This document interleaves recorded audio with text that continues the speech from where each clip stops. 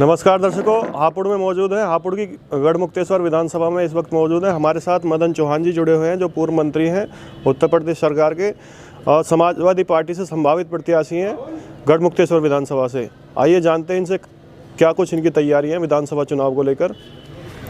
स्वागत है सर आपका। आपका बहुत बहुत धन्यवाद है जी सर। और भाजपा एक नारा दे रही है, सोच ईमानदार काम दमदार, और फिर एक बार भाजपा सरकार। देखिए, जो सोच भाजपा की है उससे जनता परिचित है जी। उसको मैं डिटेल में कुछ नहीं कहना चाहूँगा। वो 15 लाख रुपए याद हैं सबके खाते में आए या नहीं आए, उसे अच्छी तरह से जानते हैं। लेकिन मैं अपनी बात शुरू करने से पहले मैं अपनी गढ़मुक्तेश्वर की जनता को, हापुड़ की जनता को नमस्कार और प्रणाम करना चाहता हूँ। उनको नमन करना चाहता हूँ कि मुझे बहुत मौके दिए कि मैं उनकी सेवा में रहूँ। और आज 2022 के चुनाव की तैयारी है विधानसभा, और विधानसभा के बड़े अहम चुनाव होते हैं जो प्रभावित करते हैं कि उत्तर प्रदेश की दिशा कैसी होगी और क्षेत्र की दिशा कैसी होगी। और इसमें मैं इस बात पर ज़्यादा जोर देना चाहता हूं कि जो अच्छा विधायक बनता है वो वहाँ की अगर सब दिक्कतों से, सब समस्याओं से वाकिफ़ है तो वो ज़्यादा सुधार कर सकता है। ये सुधार न तो पीएम करता न सीएम करता, वहाँ का विधायक वो प्रस्ताव बनाकर भेजता है अगर उसकी सोच बढ़िया जनहित में होती है। इसलिए बहुत ज़रूरी है जनता का सम्मान और विकास के लिए कि विधायक उस तरह का हो जो वहाँ की सब समस्याओं से, वहाँ की भौगोलिक स्थिति से, सामाजिक स्तर से परिचित हो। और मुझे ये गौरव प्राप्त है यहाँ गढ़गंगा की पवित्र धरती पर कि मुझे 3 बार विधायक होने का मौका मिला। मैंने वो बहुत कामों को छेड़ा है, चाहे ट्रॉमा सेंटर को छेड़ा हो, चाहे गंगा में खादर के लिए बांध की व्यवस्था करने का काम किया हो, या बिजली की व्यवस्था को दुरुस्त करने का काम किया हो। उन सब मुद्दों को छेड़ा है। अब बीच में किसी कारणवश मैं नहीं चुना गया, लेकिन आज उन दिक्कतों की तरफ मैं जनता का ध्यान आकर्षित करता हूँ, क्योंकि ये मुद्दे बिजली का मुद्दा है। घोटाला करेगा अधिकारी, भुगतेंगे उपभोक्ता। ये कहाँ का न्याय है? एक तरफ आप रेट बढ़ा रहे हैं, एफआईआर कर रहे हैं, और बिजली के नाम पे उनको जो ठगने का काम किया जा रहा, परेशान किया जा रहा। मैं अगर चुना जाता हूँ तो निश्चित तौर से बिजली में सुधार करूँगा। अब तो थाने भी बना दिए गए हैं चेकिंग के लिए। हाँ, वो देखिए, मैंने बताया ना, ये तो एक वसूलियाबी का ऐसा कार्यक्रम कर दिया कि उपभोक्ता कुछ नहीं बोले, और जो तुम करते जाओ मनमानी का ये काल चल रहा है। ये जो घोटाले सब लोगों ने अपने बिल जमा किए थे, चाहे ट्यूबवेल का हो चाहे किसी और बिल का हो, लेकिन वो उसने जमा ही नहीं किए उनके अधिकारी ने। घोटाला अधिकारी ने किया, विभाग ने किया, उपभोक्ताओं के उस पर क्यों डाला जाएगा? इसके विरोध में मदन चौहान खड़ा होकर के इसको निपटाएगा। दूसरा मैं कहना चाहता हूँ, स्वास्थ्य विभाग इतना गिर गया है, पीएचसी सीएचसी के सब ताले लगे हैं, और कोई भी आदमी आज सरकारी अस्पताल में अपना इलाज भी नहीं करवाना चाहता क्योंकि विश्वास उठ गया है। मैंने अपने कार्यकाल में ट्रॉमा सेंटर स्वीकृत कराया था, जो बनना शुरू हो गया था और वो बन रहा था।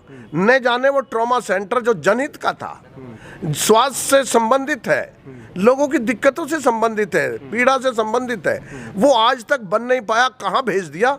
तो मैं ये किसी पे क्वेश्चन ना करते, मैं चाहता हूं कि अगर मैं आऊंगा तो इस स्वास्थ्य विभाग के लिए या तो एक बड़ा मेडिकल सरकारी बनेगा, या कोई ना कोई व्यवस्था मदन चौहान जरूर कराएगा अगले सत्र में। इसलिए मेरा अनुरोध है, जैसे गन्ने का पेमेंट है, गन्ने के पेमेंट को कुछ भी करना पड़े, चाहे हमको आत्मदाही करना पड़े, हम गन्ने के विभाग को इतना सचेत करेंगे ताकि वो समय पर गन्ने का पेमेंट करे।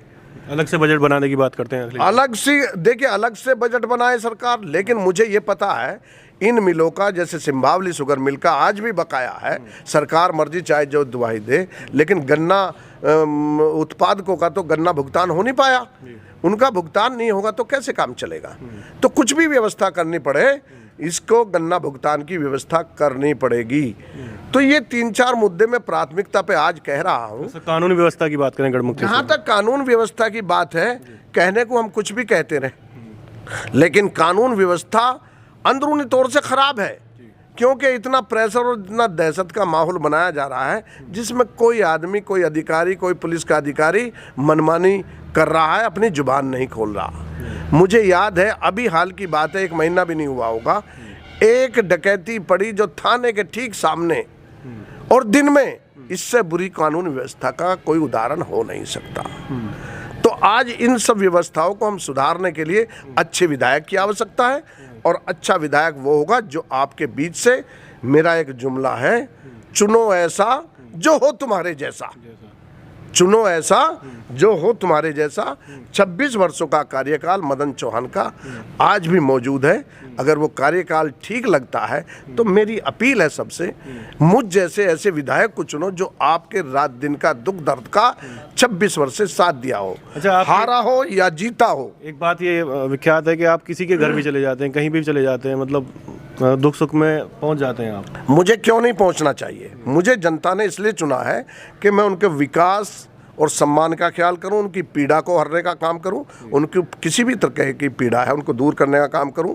मैं अगर अपने जनता के और अपने बड़े लोगों के, अपने मातृशक्ति के या उनके दुख दर्द में शामिल नहीं हो सकता तो फिर मैं सामाजिक प्राणी नहीं हूं, फिर मैं विधायक होने लायक नहीं हूं। विधायक वही होगा जो दुख दर्द में साथ रहेगा, जनता के द्वार पे खड़ा मिलेगा। मैं 26 वर्षों से, मेरा उदाहरण है, चाहे मैं जीतूं या हारूं, लेकिन रहता जनता के बीच हूं। इसलिए जनता से अपील करना चाहता हूं, ऐसे आदमी को चुनो जो आपके बीच रह सके, आपका सम्मान बचा सके, आपका विकास कर सके, आपकी बिजली, गन्ने की और स्वास्थ्य की समस्याओं का निराकरण करने का मैं संकल्प लेकर के मैं जनता से अपील करना चाहूँगा। ऐसे विधायकों को ही वोट दे जिसको वो अच्छी तरह से परिचित हो। जो सड़कें हैं, जो जोड़ने वाली गाँवों को, सड़कें जो जोड़ने वाली हैं, उन पर भी कार्य नहीं हुआ है सरकार। कार्य बहुत हैं, कार्य और भी बहुत हैं, लेकिन आज के मैं एपिसोड में इतना ही कहना चाहूँगा। अगले एपिसोड में जो सड़कों की हालत ख़राब है या गोवंश का मामला है, आज फसल की फसल नष्ट हो रही है, या खाद का मामला है, वो अगले एपिसोड में मैं उसको थोड़ा और क्लियर करूँगा।